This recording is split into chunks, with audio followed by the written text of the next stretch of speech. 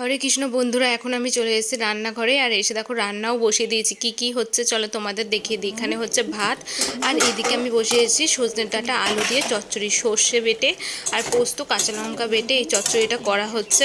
তো এটা একদম মাখা মাখা করা হবে। আর আজকে করব মুগ ডাল। আর দেখি কি করা যায়।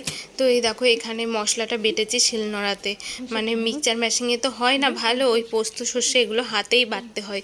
তো একটু গরমের মধ্যে বেটেছি, তো ভীষণ কষ্ট হচ্ছে।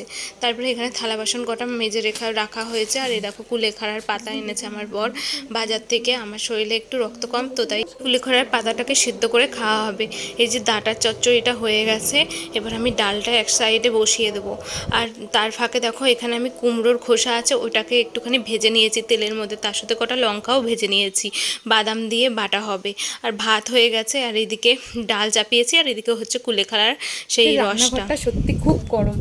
আর আমার সব থেকে পছন্দের জায়গা এই যে এই জায়গাটা, দেখো কি সুন্দর। এই যে কাঁঠাল গাছ আছে, এই জায়গাটা এত সুন্দর ছায়া। আমি তোমাদেরকে ব্যাক ক্যামেরায় দেখাচ্ছি, দাঁড়াও। এই দেখো, এই জায়গাটা আমার খুব ফেভারিট। আমি রান্না করতে করতে যখন ওই ঘরে গরম লাগে, টিনের চাল তো প্রচুর গরম লাগে, তো এখানটায় এসে দাঁড়াই। ওই যে আমাদের রান্নাঘর ওইদিকে, আর এই যে এই ছোট্ট কাঁঠাল গাছ, এই যে আমার ঘরের জানলা। আর এই দেখো, ওই জায়গাটা আমার খুব ফেভারিট একটা জায়গা। সুন্দর ঠান্ডা এই জায়গাটা। তারপর দেখো এখানে আমি এখন মুগ ডাল করে নিয়েছি, আর এই যে কুলেখাড়ার রসটা সেদ্ধ করতে দিয়েছিলাম সেটাও হয়ে গেছে।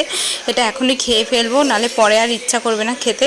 তো এই যে ডাঁটা চচ্চড়ি তো হয়ে গেছে, সেটা আগেই তোমাদের দেখালাম। আর এই যে কুমড়োর খোসা আছে, সেটাকে আমি লঙ্কা দিয়ে ভেজে নিয়েছি বাদাম দিয়ে বাটা করব বলে।